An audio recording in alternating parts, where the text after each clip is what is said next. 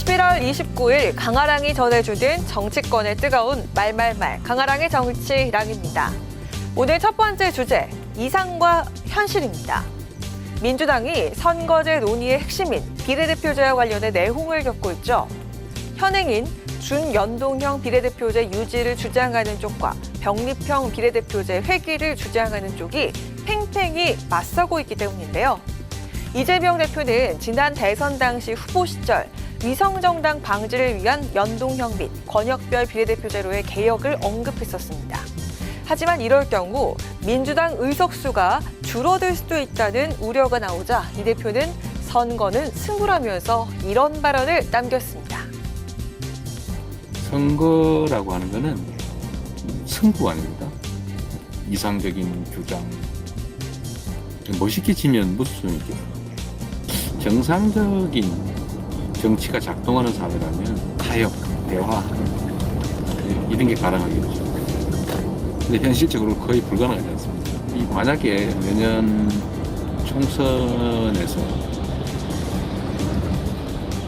우리가 일당을 놓치거나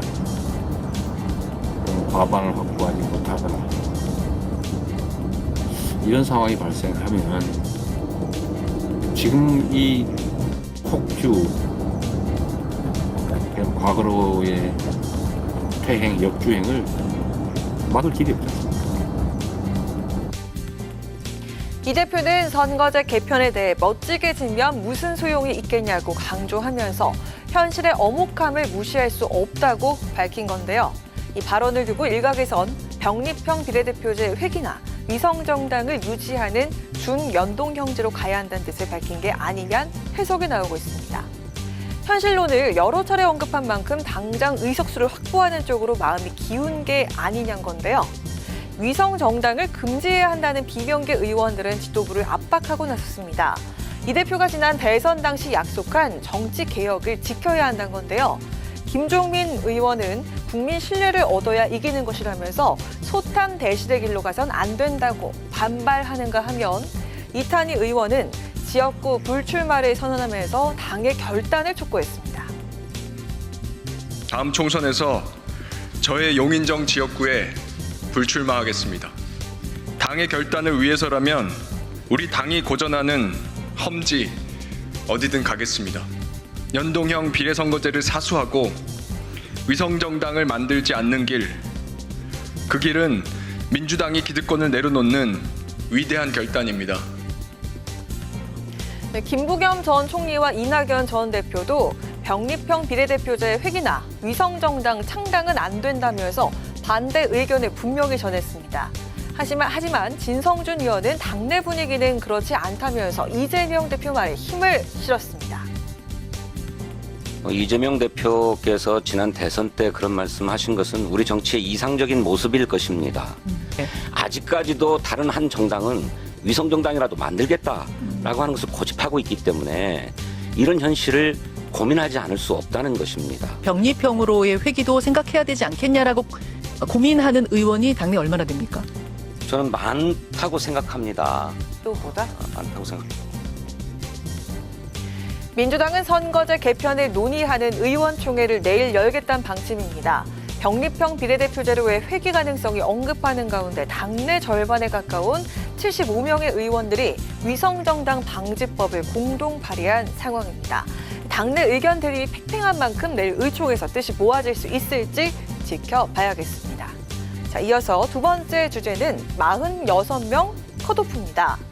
국민의힘에서 당무감사가 끝난 이후 뒤숭숭한 분위기가 이어지고 있죠. 바로 신희진 당무감사위원장이 발표한 이 내용 때문입니다. 당무감사를 실시한 당협위원회 204곳 중 22.5%에 달하는 46곳 당협에 문제가 있다고 밝힌 건데요. 하위권 46곳의 현역 의원과 원외 당협위원장 교체를 권고했습니다. 또 현역 국회의원 중 여론조사 결과 개인 지지도가 정당 지지도보다 현격히 낮은 경우도 문제가 있다면서 향후 공천관리위원회 컷오프를 권고하겠다고 밝혔는데요.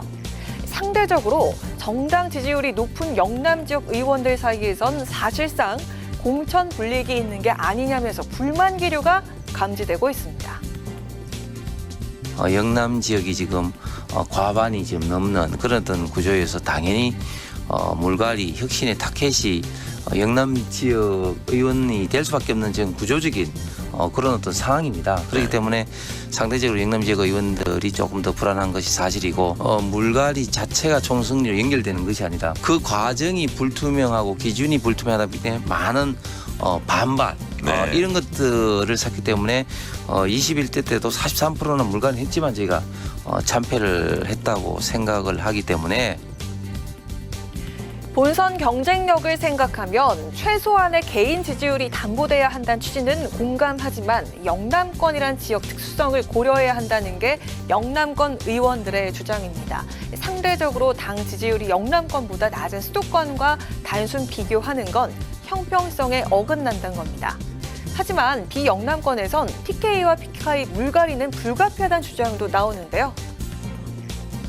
저희가 기본적으로 영남의 베이스를 한 당의 그 성격을 가지고 있어서 아무래도 그쪽에서 의원들의 교체가 좀 많을 수밖에 없습니다. 많으니 당연히 이제 물갈이 되면 대상이 많을 수밖에 없는 거죠.